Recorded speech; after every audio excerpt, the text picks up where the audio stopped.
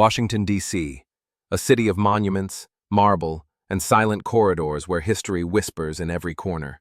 The streets carry the weight of decisions that shape nations. Here, in the very heart of power, secrets aren't just kept. They live and breathe, waiting for someone to uncover them. Inside the White House, the most protected building in the world, an ordinary morning takes a shocking turn.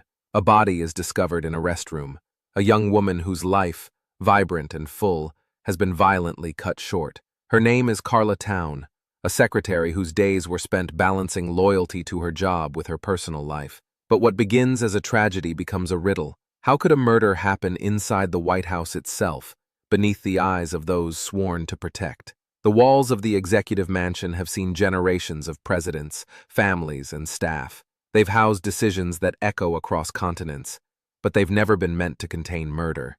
And now, the marble corridors hum with tension, whispers, and the chilling knowledge that something is horribly wrong. Detective Harlan Regis, a seasoned homicide investigator from the Metropolitan Police, is summoned to this heart of political power. He is a man used to the streets, where the rules are clear and the evidence concrete. Here, every hallway is a puzzle, every officer a potential obstacle. Regis steps through the White House doors, greeted by protocol, but also by suspicion. He is not part of the Secret Service. He does not hold a clearance. He is, in their eyes, an outsider entering sacred ground. Every footstep echoes not just across the marble floor, but across the invisible lines of hierarchy and influence. Assigned to him is Nina Chance, a Secret Service agent whose role is both guide and monitor. Her past is marked by precision. A former Olympic sharpshooter who carries her own code of honor. She is professional, cautious, and not easily impressed. But even she feels the tremor in the air. Something about this murder isn't ordinary, and she knows the rules she lives by may not be enough to navigate what's coming. Together, they will form an uneasy partnership. Their alliance begins with tension, his grit against her discipline, his instinct against her protocol. And as they move deeper into the investigation, that tension will slowly transform into mutual respect. While a murder investigation unfolds, the nation watches elsewhere. President Jack Neal is facing a... And into this high-stakes environment enters Regis. He is a cop, not a politician. His concern is evidence, motive, and truth. Yet the game of politics is unlike anything he's encountered. Every clue, every witness, every step forward in the investigation could ripple outward, affecting lives and decisions far beyond his comprehension. Upon entering the White House crime scene, Regis encounters a host of individuals: Secret Service agents, national security advisors, staff members, and more. Among them is Nick Spikings, head of the Secret Service, whose calm exterior masks suspicion. He observes Regis closely, measuring the risk this outsider represents to the institution he has dedicated his life to protecting.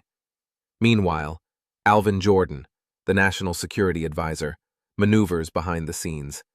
He is charismatic, articulate, and deeply invested in maintaining the facade of order. To him, this investigation is a threat to stability. Carla Town's death has the potential to expose cracks in the system, and Jordan will use every tool at his disposal to prevent that. Regis quickly senses the challenge. Uncovering the truth here is not just about solving a crime. It's about navigating an environment where trust is scarce, motives are hidden, and appearances are carefully constructed. The restroom where Carla was found is cordoned off, but even within those boundaries, chaos reigns. Evidence has been compromised, fingerprints smudged, footprints removed, surveillance footage incomplete. Regis examines the room with meticulous attention. He notes what is missing as much as what is present. The air is thick with a sense of urgency. Every agent in the vicinity seems to be watching, judging, obstructing. Regis understands quickly. This is not just a homicide investigation. This is a lesson in subtlety, strategy, and survival within a world designed to resist scrutiny. The first questions emerge. Who could commit such a crime in a location so secure? Who could hope to evade the mechanisms meant to prevent it? And most importantly, what are they trying to hide? Early leads appear innocuous, but Regis is wary. Staff members are cooperative on the surface, yet their answers feel rehearsed. The first witnesses provide statements that conflict, details that don't align. Regis begins to suspect that someone in authority may be manipulating. Regis uncovers small inconsistencies. A diary entry erased, a scheduling log altered, a minor security protocol breached. Each discovery points to a larger picture. Carla's death may not be random, nor a simple act of violence. There are currents of power and influence running beneath the surface, and someone is orchestrating events to maintain control.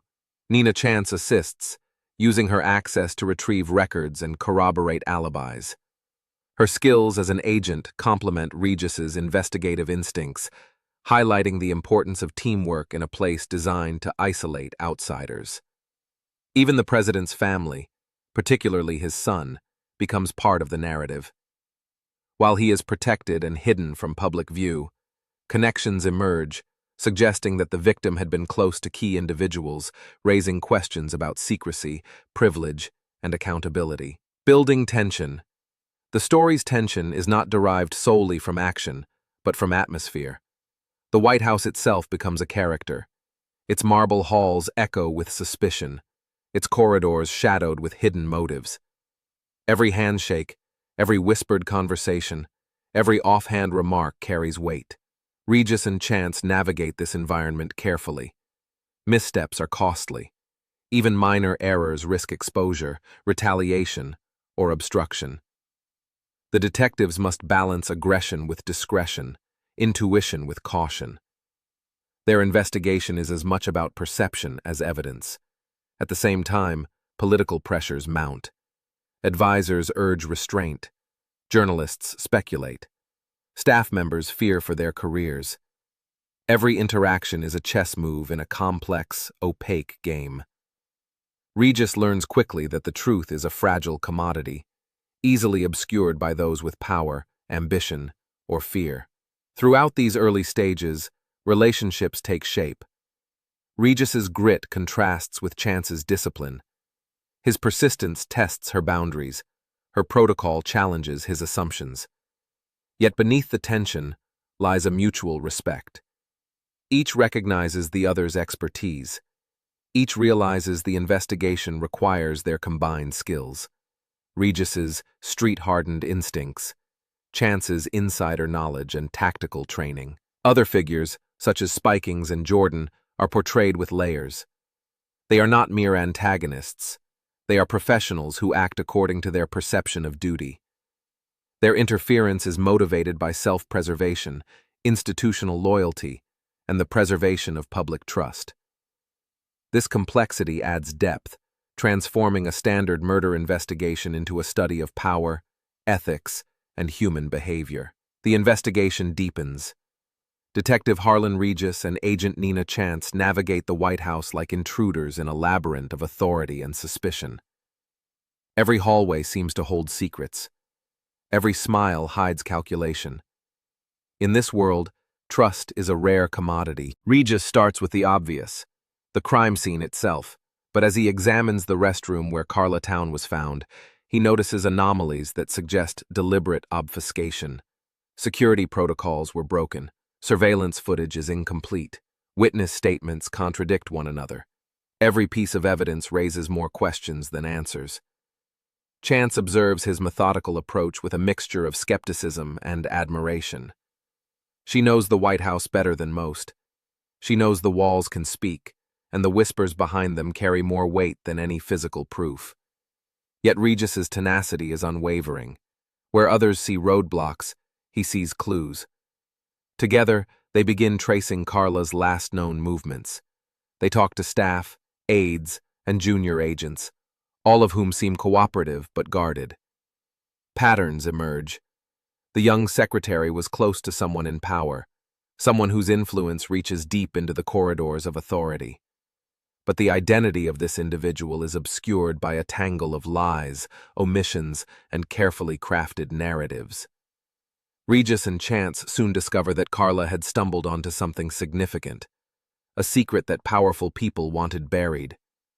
She had access to sensitive information, and her death may have been intended to silence her.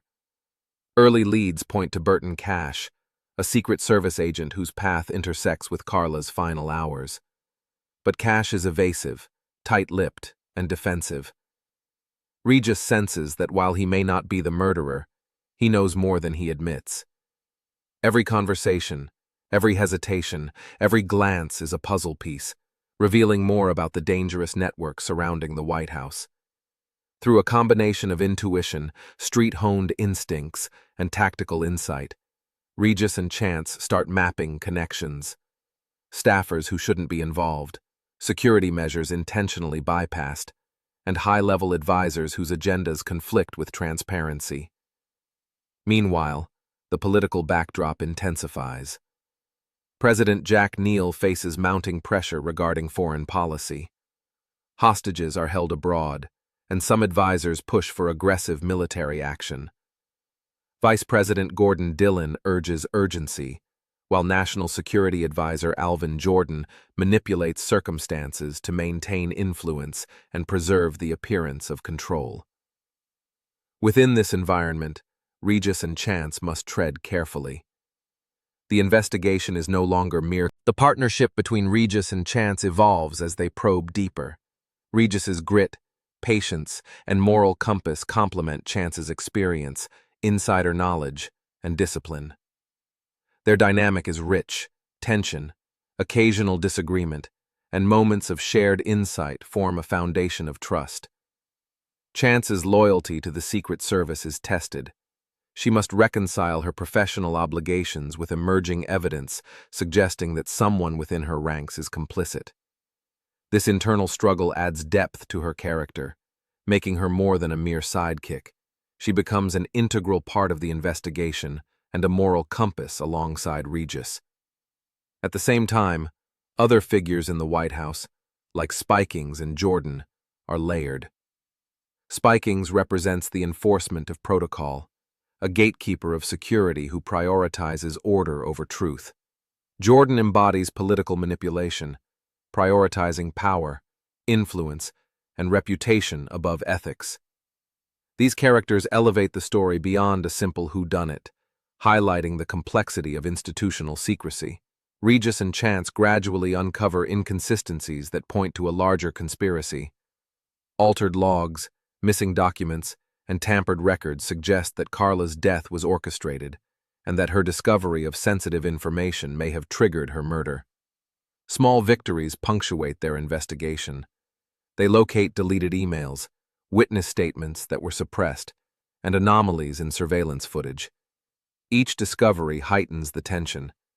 The closer they get to the truth, the more dangerous their pursuit becomes. They also begin tracing interactions that reveal Carla's access to private communications between high-ranking officials. The implications are staggering. Her death is not an isolated incident, but a symptom of a much larger system of concealment and control within the White House. As Regis and Chance probe deeper, the resistance they encounter grows. Staffers are uncooperative. Agents are defensive, sometimes hostile. And it becomes increasingly clear that someone high up wants to prevent the truth from emerging. At night, Regis reflects on the danger. The corridors he walks daily are treacherous. The walls that promise security are simultaneously shields for those who wish to manipulate and conceal. Every step, every conversation carries risk. Chance's perspective adds nuance. She has navigated this world for years, enforcing rules she now sees being bent for dangerous purposes. She begins to question loyalty, duty, and the morality of silence, a tension that drives her character forward and deepens the narrative. To understand the murder, Regis and Chance must dig into past events. Records, personnel files, and even casual conversations reveal patterns of privilege, secrecy, and misconduct. They learn that previous incidents were similarly suppressed, creating a history of obfuscation. Each revelation forces them to reconsider alliances. Allies may be adversaries. Friends may conceal ulterior motives. Even those sworn to protect may have compromised integrity. The investigation becomes a delicate balance of observation, deduction, and intuition.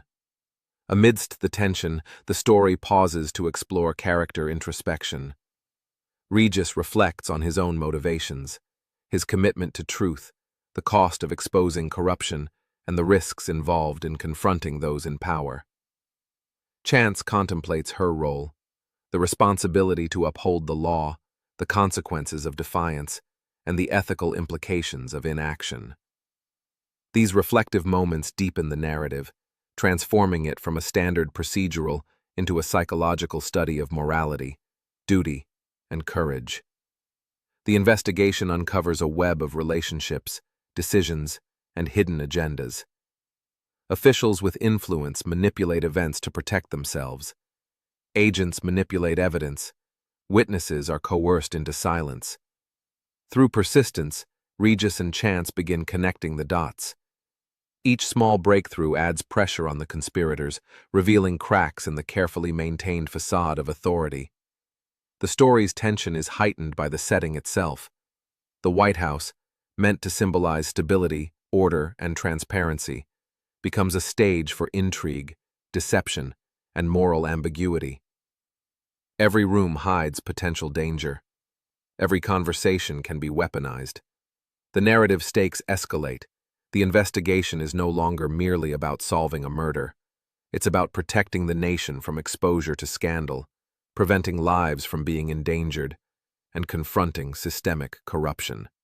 Regis and Chance face professional peril, being accused of misconduct, being obstructed by superiors, or becoming targets themselves.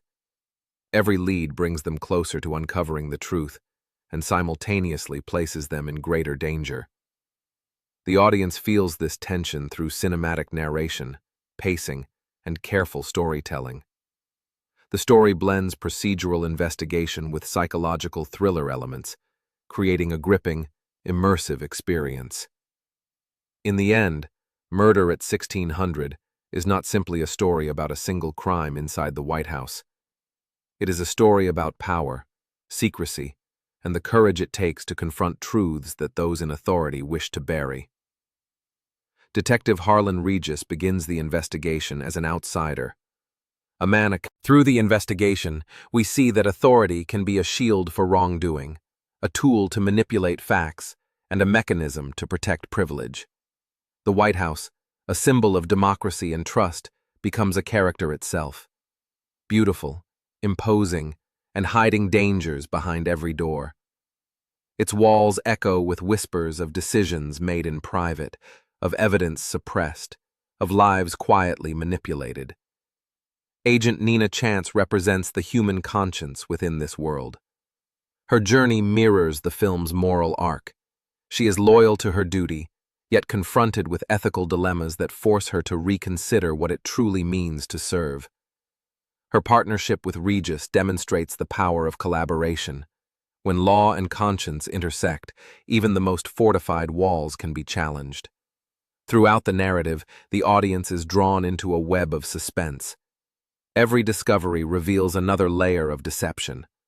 Altered logs, manipulated footage, witness coercion, and political maneuvering. These elements are not merely plot devices.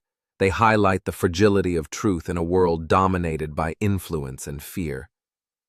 The tension is psychological as much as it is procedural. Murder at 1600 reminds us that violence is not always the central threat. Sometimes, it is silence, secrecy, and manipulation that wield the greatest power.